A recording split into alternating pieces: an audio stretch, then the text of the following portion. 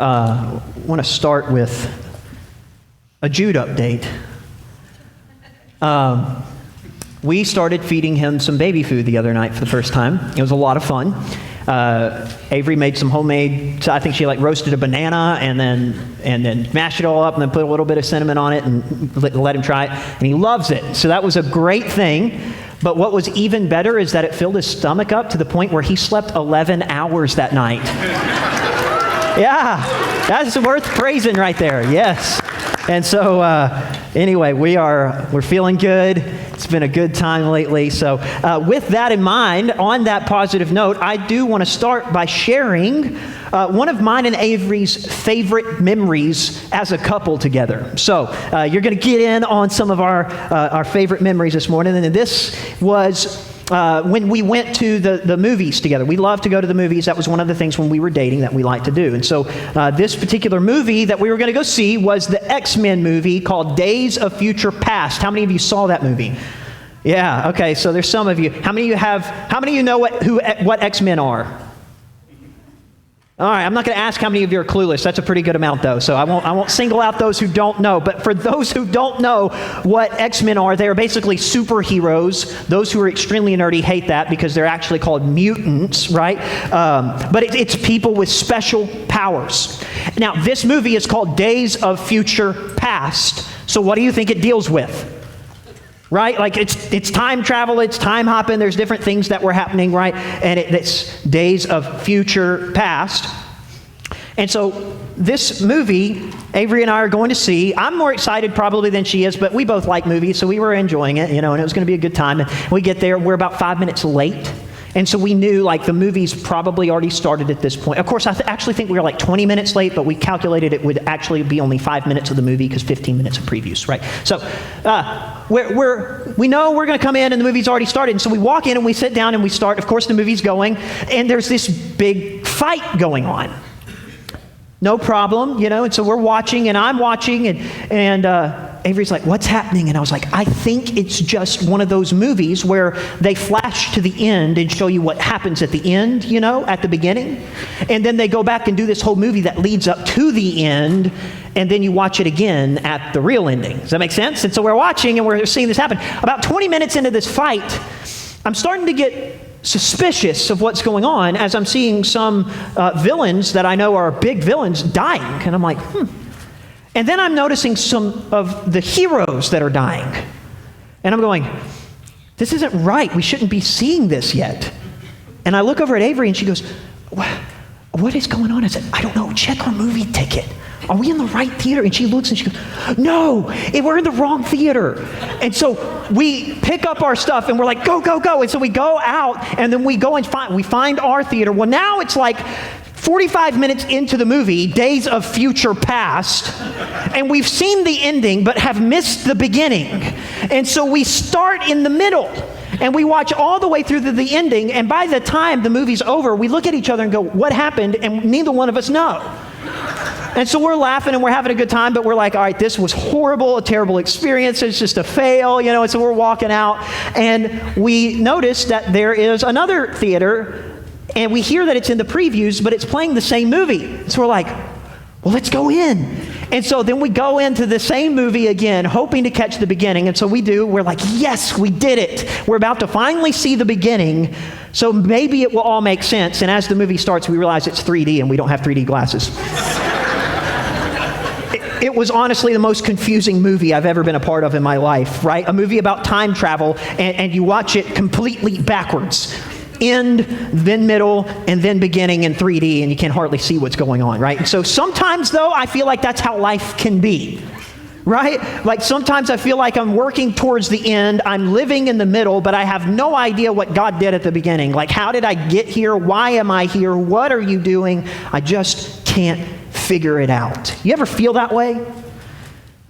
And so then I got to thinking with the topic of superheroes about if I could have one superpower, what would it be?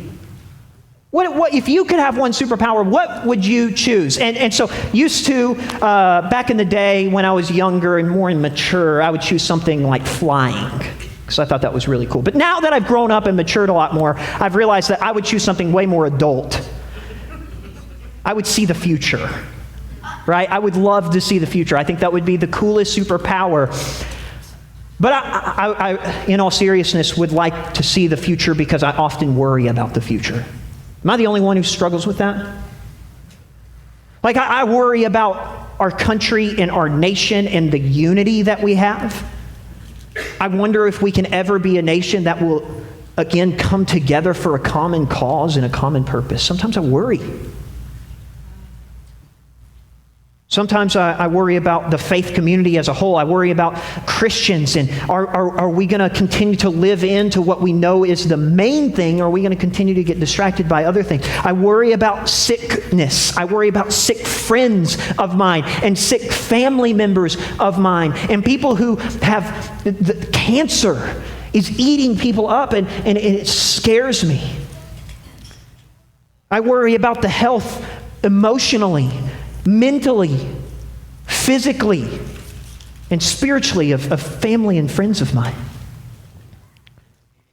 I would choose the superpower to see the future because it would help me to eliminate the unknown. And you know what? It would help make waiting on God a lot easier, wouldn't it? I can be patient because I know how it ends, and so I can wait around because I can see what's going to happen here. But it's really hard to be still and to trust in God and to have faith today when I don't have confidence in tomorrow. I would choose to see the future, to know why God does what he does, to know how things are going to work out, to know how the story is going to end. And you know what? Seeing the future, I think, would help me with my daily struggle of doubt that I have in myself. You know, I wonder a lot, how am I going to be as a dad? Am I going to be a good father? Am I going to be the kind of husband that Avery deserves me to be? Then I start to think, what about my ministry? How effective is my ministry going to be? Am I actually going to make a difference? Will the Spirit work through the ministry? And then I think, how, or better yet, will I ever get out of student loan debt? And if I could just see the future, it would help me to live in confidence today. But it's hard to live in confidence today when I can't see what's going to happen tomorrow. Am I the only one struggling with that? Or do y'all feel it too?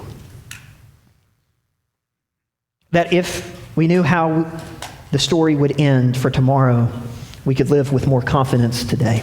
So I'm going to jump right into the deep end this morning. No wading around. You ever go to a pool and you want to stick your toes in and kind of feel it and then kind of ease in? We're not going to do that this morning. We're going to dive right into the deep end from the beginning. So here is the application of the day. The one thing I want for you to take home through this lesson, here it is. If you're a note taker, here it is. Confidence is found not in seeing the future. Confidence is found in shifting your perspective off of what you cannot see onto who you can see. I'm going to say it again. Confidence is found in shifting your perspective off of what you can't see and onto who you can see. And so the question that we're asking oftentimes, you and I, as we struggle with this doubt and fear of what's going to happen in the future, our question in dealing with that is the wrong question. That's what I'm proposing this morning. We need to stop asking how and start asking who. We have the three letters right. We just need to shift the order around, right? It's not how is it going to work out? How is this going to happen? What's going to happen? It's who is in control of that future. And by the way, church, we're not the only ones who have struggled with this doubt and worry of the future. Okay? There are many people who have struggled with this. Christians who have struggled with this. Think about Job for a second. Right? Job was constantly, especially at the beginning. Now, look, I commend Job. Obviously, Job was a man of great faith, great integrity. Even when everyone else, including his family and friends, were telling him to curse God and die, Job kept his integrity. He was a great man. But Job was asking the wrong question. He didn't lose faith, but he didn't have the right frame of mind through the whole situation. And so Job is constantly asking, well, how could God do this to me? How could God do this? Why do I deserve this? What did I do to deserve this? Actually, Job was so set on his ways. Remember, he wants to take God to a courtroom, and he's wanting to put him on trial and ask him questions. God, how could you do this to me? And then his friends and his wife are also focused on the wrong question, saying, you must have done something. How could this have happened to you? There must be something. But as the story unfolds, I love this. God eventually has enough of it. And he's not angry about Job's attitude as much as I think he's angry about the wrong perspective and the wrong question that Job's been asking. Everyone's asking questions through the book of Job, but they're all asking the wrong question. And so God comes and puts this huge storm together and comes in the middle of this storm, this hurricane type storm, and begins to speak to Job. And what he does is he reminds Job of who he is. He doesn't explain how it all is going to work out and how and why he did what he did. He told Job who he was because God expected the focus of who he was to be enough. But oftentimes that's really hard for us, isn't it? Because sometimes I would rather focus on how it'll work out before I focus on who God is. But God wanted to shift that perspective in Job. And so in this book, listen to Job's response. This is Job chapter 42, verses 1 through 6. And this is after God has just come in this storm. And Job's response is this. Job chapter 42, starting in verse 1. Then Job replied to the Lord, I know that you can do all things, and that no plan of yours can be thwarted. Now that's a great way to start when you're talking to the Lord Almighty, right? Especially after what Job's just experienced. Hey, I know that you can do all things. No plan of yours can be thwarted. You asked, who is it that obscures my counsel without knowledge? Surely I spoke of things I do not understand. Things that were too wonderful for me to know. You said, listen now and I will speak. I will question you, and you will answer me. So God comes in and he says, I'm tired of all of your questions. I'm going to come, I'm going to speak, and I'm going to ask you some questions now. And then Job says in verse 5, and this is the key verse, a verse that I've missed, that I didn't have the appreciation for until this week. Listen to it. Job says, my ears had heard of you, but now my eyes have seen you. I had heard of you. I had come to church and talked about you. I had heard lessons about how great and powerful and wonderful you were. I had heard about you, but now my eyes have seen you. And when my eyes are open to who you are, my perspective for my future, past, and present change. And then in verse 6 he says, therefore I despise myself and I repent in dust and ashes. I love that section, how my eyes have seen you. And I think it sets up exactly the rest of what I want to talk about this morning, which we are continuing our series on miracles this week. And we are on number 6 of 7 miracles. And this miracle is about the healing of a man who was born blind. And the text is John chapter 9, so you can go ahead and flip there. We'll be there shortly. John chapter 9. But this is a story of a man born blind. And so I want to approach it a little differently because I've preached sermons on the man born blind. I preached a sermon on blind Bartimaeus in the past. And so we're familiar with the miracle. It is an amazing miracle when God can restore the sight of someone. But I want to focus on something a little bit different in the text that I saw this week that really jumped out at me. But this is the miracle of the man where Jesus comes to him and he spits in the mud. You know, and then he picks up the mud, and our commentators, is it mud or is it clay? You know, but they pick it up, and he puts it on the man's eyes. He's like mud cakes over his eyes, and then tells him to go wash in the pool of salami, you know? No, it's not Salami, it's Siloam. But he tells him, go wash, and then when he washes it, then he can see. That's always been weird to me. That why did God spit in the mud? Like that is so, it's kind of funky, you know? I mean, whatever, Jesus. Now, here's the other thing. When you start to read the scriptures, it might not actually seem that weird because there's been other miracles that Jesus has performed. In Matthew, he healed 2 men. He touched their eyes. Remember that? He healed those men and he just reached out and he touched them. But then in Mark, I believe is where it is, he just spit right in the eyes. I mean, okay. Whatever you want to do, Jesus. This time he spits in the mud and puts the clay on. And I was trying to figure out, why does Jesus change up his method so much? Like, if I'm going to heal a blind person, I'm just going to keep doing the same thing over and over again, right? But Jesus changes it up over and over again. Why? Does he need to do it? I don't think so. I think that he wants us to focus on the message of the healing over the method of the healing. And so he wanted us to understand it doesn't matter how I do this. I can do it in several ways. It's not about how I'm doing it. It's about who is doing it. It's again the shift off of the question of how and onto the question of who.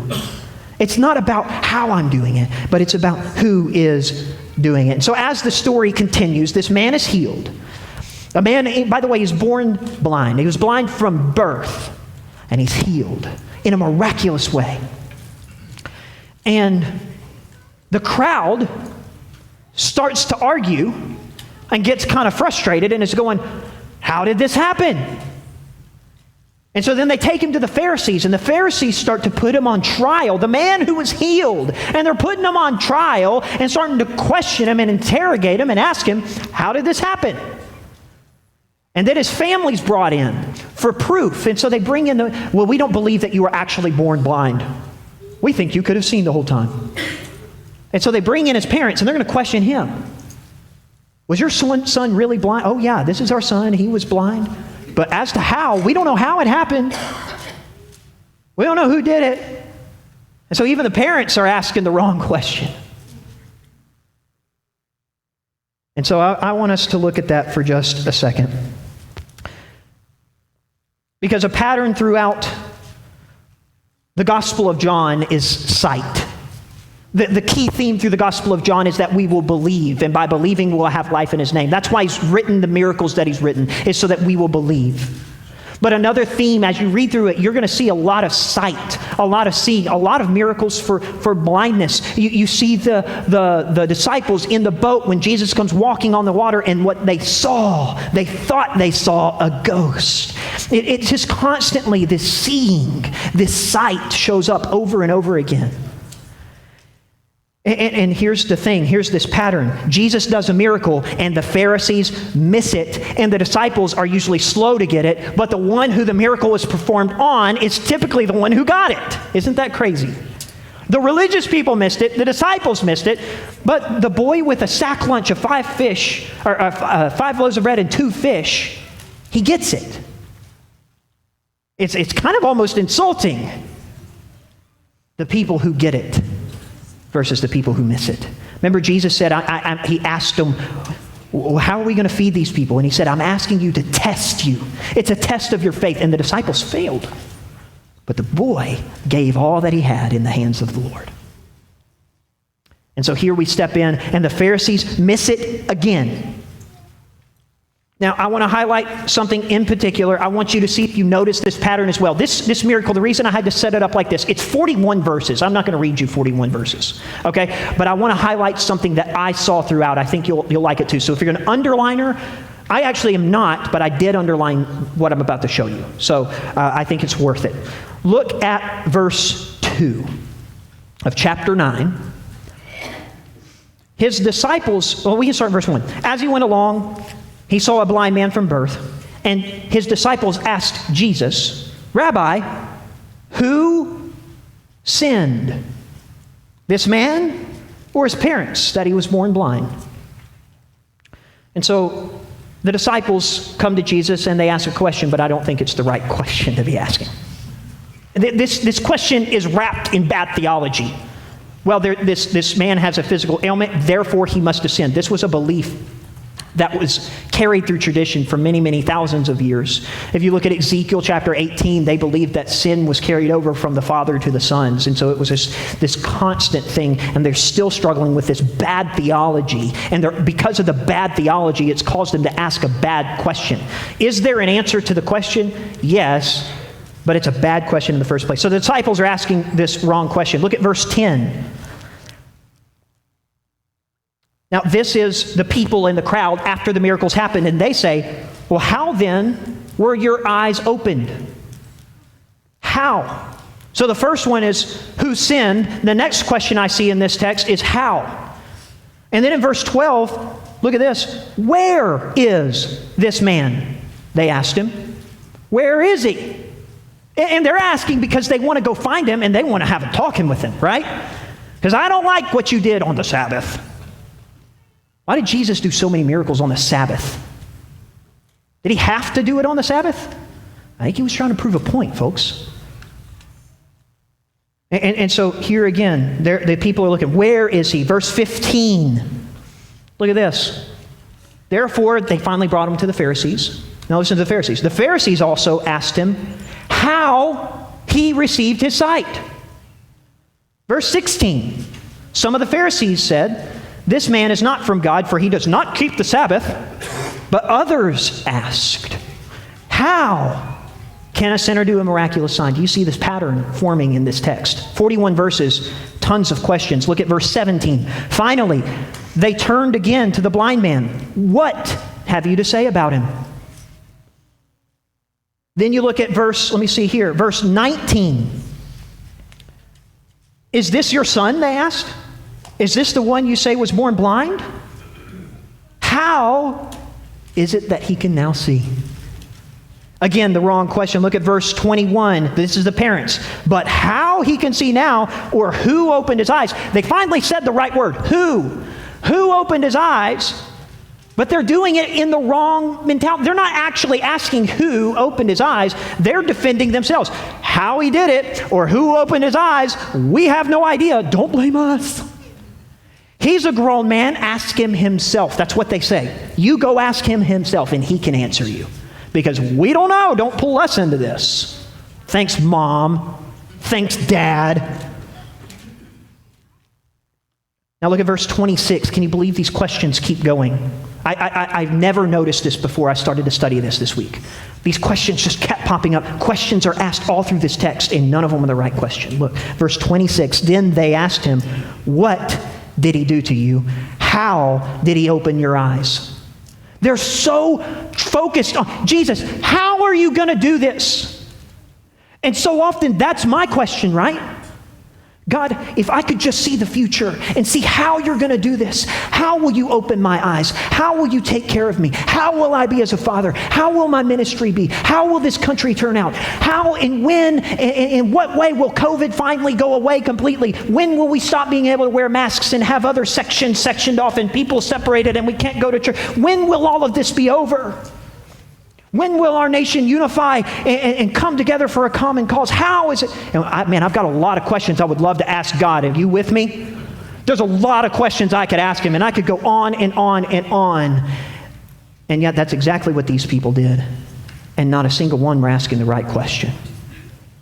And I think oftentimes we miss that question too. And it's not that we don't have faith, but it's that a lot of times we let our fear trump our faith. Our fear drives our faith. But we've got to allow our faith to control our fear if we want to be successful and prosperous. And so verse 34, I love this. Look at the conclusion of the Pharisees. So after there's this whole convoluted thing, they're all talking about it. How did it happen? Where did he go? What happened? Where, who, how? And all this is going on. And finally, here's the conclusion. I love it, that the Pharisees come to at the end. To this, they replied, you were steeped in sin at birth. How dare you lecture us? And then they threw him out. Right? So like they're complaining, they're trying to figure it out, and finally they said, we know how. We know how. You were at sin from birth. That's all it was. Get out of here. We're done. And the whole time they never even asked the right question. And now they're done. They've solved it themselves. The reason I want to highlight that is because I want you to read with me now, starting at verse 35. All of these questions have been asked. How many was it? 1, 2, 3, 4, 5, 6, 7, 8, 9, 10 questions have been asked in 34 verses. And listen to this. Jesus heard that they had thrown out the blind man. And when he found him, he said, "Do you believe in the Son of Man?" In verse 36, the blind man responds and says, "Who is he, sir?" If you're an underliner, underline that question. Who is he? The man asked, "Tell me so that I can believe in him." And Jesus said, "You've seen him. In fact, you're now talking to him." And the man said, "Lord, I believe," and he worshiped him. And Jesus said, listen to his conclusion as to all the things that have happened. Jesus said, "For judgment I have come into this world, so that the blind will see, and those who see will become blind." And some of the Pharisees who were with him heard him say this, and they asked. So here's your chance, Pharisees. You're standing there, and this blind man finally asked the right question. It's not about how he did it. It's not about how he's going to take care of me. It's not how the future is going to turn out. It's not what he's going to do. It's, who are you? And when he asked that question, his life was changed from that point on. And so now the Pharisees are still standing around. They've heard this interaction. They've heard the right question. It's time for them to ask just one more question.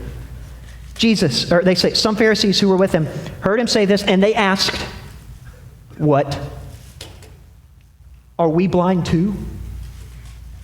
They still miss it. And Jesus said, "If you were blind, you would not be guilty of sin. But now that you claim that you can see, your guilt remains." And that's exactly what they did. "Hey, we know what happened here. We see it. You're a sinner from birth. Now get out. We have the answer. We know how it happened. We know all the answers to life." Now here's the thing. Let me apply this to us. Because oftentimes we're like the blind man. Oftentimes we're like the parents. And oftentimes we're like the Pharisees. And we got to figure out where we're going to land, and who we're going to be, and the kind of faith we're going to have. And for the parents, it was a faith of, I'm not going to land anywhere. Right? A lot of people have that kind of faith. It's a faith that says, "No, don't talk to me. Don't bring me into this. I don't want a part of this. I'm not going to take a side. I'm not going to have faith. I'm not going." And then you have the Pharisees who say, "I am going to find the answer, and I'm going to answer all of the questions, and all of the how it's going to work out, and what happened, and how God's working. I'm going to figure it all out, and I know the right way, and everybody else is wrong." And then you had a blind man who said, "I don't know what's going on." By the way, can I read you another verse of this blind man? Check out this verse. Verse 25. He said, the blind man, "Whether he is a sinner or not, I don't know. But one thing I do know, I was blind, but now I see." Right? I don't know how it happened. I don't know what was going on. But one thing I know, I was blind and now I see. And I want to find out who is the one who can heal me. And that's the question, folks, that we've got to start asking in our situations. Amen? Folks, like I said at the beginning, the ability to live confidently today is not in seeing the future, but is seeing who is in control of it. The ability to turn our nation to God, to live through a pandemic, to be the father I want to be physically, emotionally, spiritually, and mentally healthy, is not found in seeing the future, but it's found in who is in control of that future. Horatio Spafford was a well-known lawyer, and he was a businessman in Chicago. And this was in the 1860s. And he lived there with his wife and 5 children. And he invested in real estate all along the shores of Lake Michigan. So he was prosperous, and he was a great man, a great Christian man. But in 1870, events happened to Horatio that changed his life forever. His only son died of scarlet fever when he was only 4 years old. And so he and his wife are just distraught and they're grieving. And not 1 year later, the great Chicago fire breaks out and burns down almost all of his investments. And so all of a sudden, his life savings and his wealth that he had built is gone, and his son is dead. And so aware of the toll that this was taking on his wife Anna and on his 4 daughters, he wanted his family to take a vacation, to get away. And so he decided to send them to England. And he was going to go, and they were going to go and accompany, you remember Dwight L. Moody, D.L. Moody, on one of his great crusades. And so that was the plan. However, just before they set sail, a last-minute business situation came up for Horatio. Well, Horatio didn't want to ruin the trip for his wife and his kids. They really needed this time away. And so he said, you go on and you set sail and you head to England, and I will stay here in Chicago. I'll finish up the business and I will come and meet you up as soon as I'm done. And then we'll have a good time together as a family. And so Anna and his 4 daughters boarded the French ship called the Ville du Havre, and they headed for England. And that's when several days later, Horatio received devastating news that their ship had been struck by an iron sailing ship from England. And the ship sank within 12 minutes. And 226 passengers died. It was the worst disaster in naval history until the sinking of the Titanic some 40 years later. And the next day, he received a telegraph from his wife Anna that read, "Survived alone. What should I do?" All 4 of his daughters had drowned. And the next day he set sail to go to be with his grieving wife Anna in England. And during his voyage, the captain called him to the deck and said, "A careful reckoning has been made, and I believe we are now passing the very place where the Ville du Havre sank."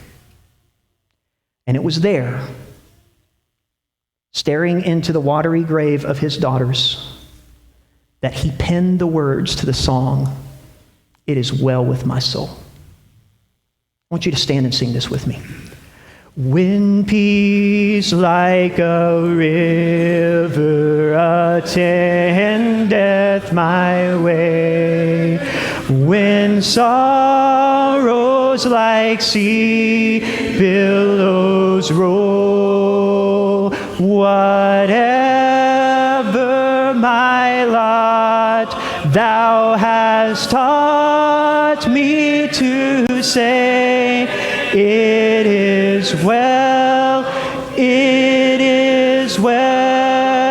with my soul. It is well with my soul. It is well with my soul. My sin, oh, the bliss of this glorious thought.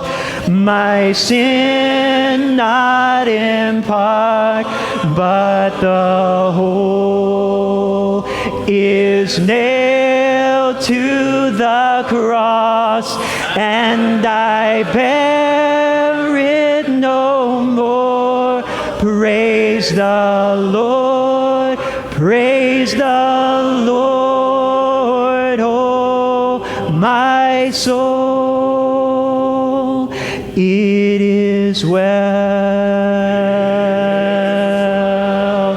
with my soul. It is well with my soul. And Lord, haste the day when the faith shall be sight, the clouds be rolled back as a scroll, the trump shall resound, and the Lord shall descend. Even so, it is well with my soul. It is well with my soul. It is well. It is well with my soul. You may be seated. Amen. Folks, that is an example of a man who could see. That is the example of a man who was asking the right questions. That is what it looks like to have faith in your darkest moment. A man who had lost his family and is sailing over the place where his daughters have died, has lost his son, and lost everything. And yet, it's well with my soul. Not because of how it's working out, that's for sure, but because of who's still in control. And I love this line. I've sung this song. I love this song. So many years I've sang this song. And I saw a line that stood out to me more than it ever has before in the third verse, where he says, "And Lord, haste the day when the faith shall be," what? Haste the day when I can see how and why and what. Haste the day where my faith will be a faith where I can see and I can answer all of the questions that all of those other people were asking. But then he keeps going, and he talks about where the clouds will be rolled back as a scroll, and the trump shall resound, and the Lord will descend. And I can have all of those answers. But even so, it's well with my soul. Even when I can't see, even when I don't have the answers, it's well with my soul because I know who you are. And switching your how from your who can change your life. And the hard truth is this, folks. Sometimes God's going to allow us to be blind so that we can finally switch our question and see. Did you catch that in our text? He says, Jesus said, "For judgment I have come into this world so that the blind will see, and that those who see," you think you see, you think you have all the answers, you think you know all the stuff, you see. He says, those who see will become blind. He didn't just come to relieve those who are blind and help them to see, but to help those who think they see to become blind. And sometimes this is the harder truth for us, isn't it? That God may have to cause us to be blind in how things work out, in why he's doing what he's doing, so that we can ask the right question. See, there's another story other than Horatio of another man who was asking questions. And this is a story of a man who was persecuting Christians. And he was dragging them out of their homes, and he was killing them. And he thought that he was doing the right thing. He thought that he knew how to serve the Lord, but he had never stopped to ask the question, who is the Lord? And so God had to step in and had to take away a sight on the road to Damascus. But watch what happens to him. Look at Acts chapter 9. We're just going to start in verse 1. Meanwhile, Saul was still breathing out murderous threats against the Lord's disciples, and he went to the high priest, and he asked him for letters to the synagogues in Damascus, so that if he found anyone who belonged to the way, any Christians, whether men or women, he might take them as prisoners to Jerusalem. But as he neared Damascus on his journey, suddenly a light from heaven flashed around him. And what we know is that it caused him to go blind. And he fell to the ground, and he heard a voice say to him, Saul, Saul, why are you persecuting me? And I think for the first time ever, look at how Saul responds. Who are you, Lord? Saul asked. For the first time ever, his question shifted from how he was supposed to do things and how it was going to work out onto who is over his life. And he recognized, you're the Lord, I just don't know who you are. And Jesus responds and says, I am Jesus. It gets even worse for Saul, though, because I am Jesus, the one you are persecuting. And when Saul shifted his question from how to who, his life was never the same. Folks, it so changed him that he even changed his name from Saul to Paul. His complete identity was switched because he switched his perspective. And what it took for him was blindness to cause him to see like never before. And sometimes God has to say, I'm not going to show you how it's going to work out. I'm not going to show you why it happened. I'm not going to give you the answer to why you're going through what you're going through, because I am hoping to set you free, to be able to see in a way you've never seen before. And I know it hurts, and I know it doesn't make sense, and I know you're scared of the future, but your key to being confident in today is not in seeing the future. It's in placing your faith over the one who's in control of your future. And if we could just switch our sight and switch our perspective and switch our question onto who is in control, we will unlock a secret. Paul calls it a secret of contentment. And it will set us free. So I want to ask you the same question that we started with. If you had just one superpower, what would it be? And I hope that if you were like me and you thought, seeing the future would be pretty nice, hopefully you switched it after this miracle.